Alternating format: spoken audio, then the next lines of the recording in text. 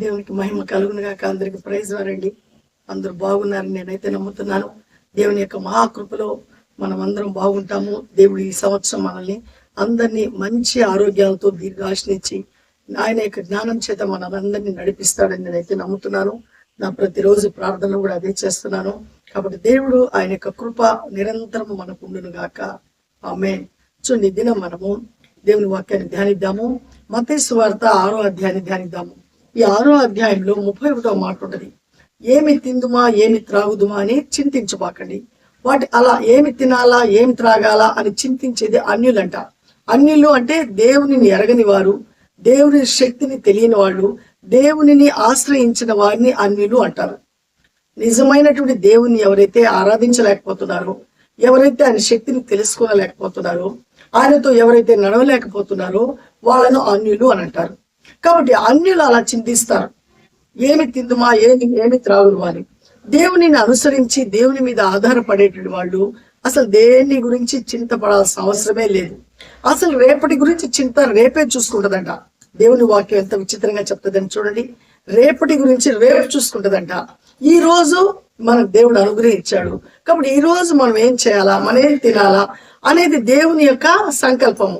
అయితే దేవుడు అంటున్నాడు, నువ్వు వాటిని గురించి చింతించొద్దు, ఆయన నీతిని ఆయన రాజ్యాన్ని వెతుకు. దేవుడు ఏం చెప్తున్నాడు, ఆయన నీతిని ఆయన రాజ్యాన్ని నువ్వు వెతుకు. అప్పుడు నీకేం కావాలో, నీ కుటుంబానికి ఏం కావాలో అన్ని ఆయనకి బాగా తెలుసు. అవన్నీ నీకు ఆయన అనుగ్రహిస్తాడు. అంతేగాని నువ్వు ఆయన నీతిని ఆయన రాజ్యాన్ని వెతకడం విడిచిపెట్టి నాకు అది కావాలా ఇది కావాలంటే నీ సమయం అంతా అలాగే అయిపోతుంది. నువ్వు మరలా ఆయన నీతిని ఆయన రాజ్యాన్ని వెతకాలా అనుకునే సమయంలోనే నీ ప్రాణం కూడా ఈ లోకంలో లేకుండా వెళ్ళిపోవచ్చు.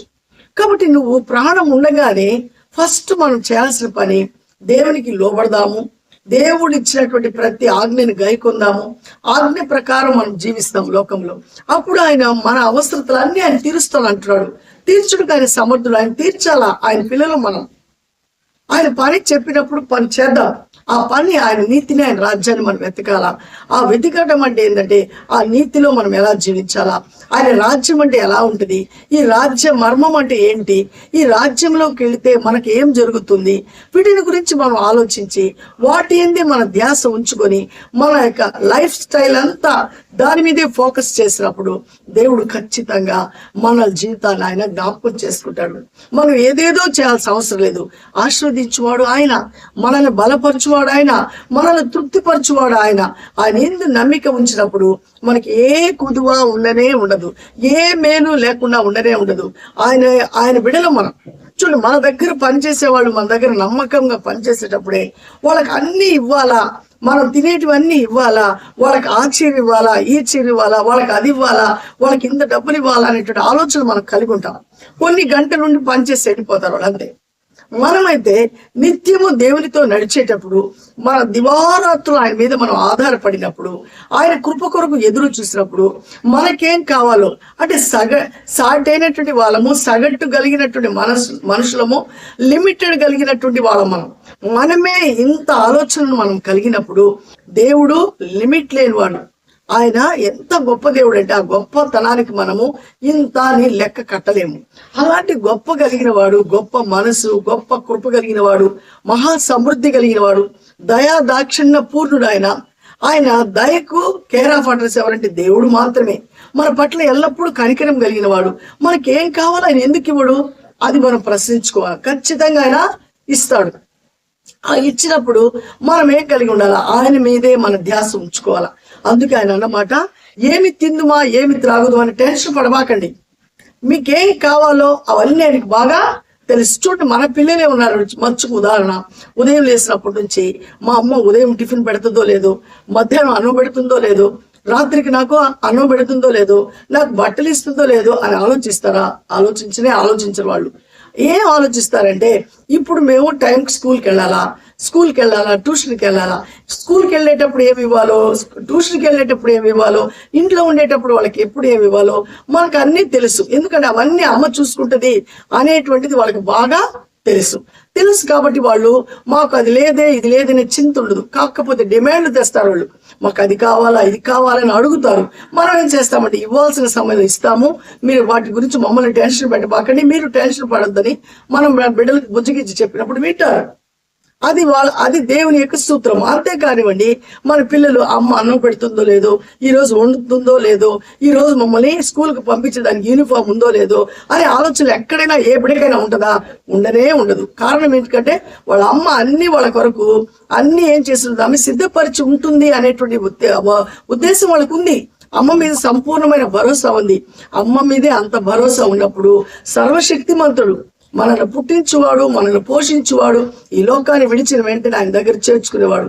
ఆయనకి మన పట్ల ఇంకా ఎంత ఆ యొక్క దాన్ని ఏమంటారంటే మన పట్ల బాధ్యత ఉంటుందంటే అది చెప్పని సత్యం కాదు. అందుకే ప్రభు అయిన యేసుక్రీస్తు చెప్పిన మాట, ఆయన నీతిని ఆయన రాజ్యాన్ని మీరు వెతకండి, మీకేం కావాలో అన్నీ ఆయన మీకు అనుగ్రహిస్తాడు. రేపటి గురించి అసలు చింతపడబాకండి. రేపటి గురించి చింతించేది ఎవరంటే అన్యులంట. దేవుణ్ణి ఎరగనోళ్ళు రేపు ఏం జరగద్దు, ఎల్లుండి ఏం జరగద్దు, మా అమ్మాయికి పెళ్ళి అవుతుందో లేదు, నా అప్పులు తీరుతాయో లేదు, ఇలాంటి ఆలోచనలో ఉండేవాళ్ళు ఎవరంటే అన్యులు. దేవుణ్ణి ఎరిగిన వాళ్ళు ఏం చేస్తారంటే ఆయనే సమస్తము చూచుకోను, యెహోవా ఈరే అనేటువంటి మాటను కలిగి ఉంటారు. అంటే విశ్వసిస్తారు, దేవుని యొక్క మహిమను చూస్తారు.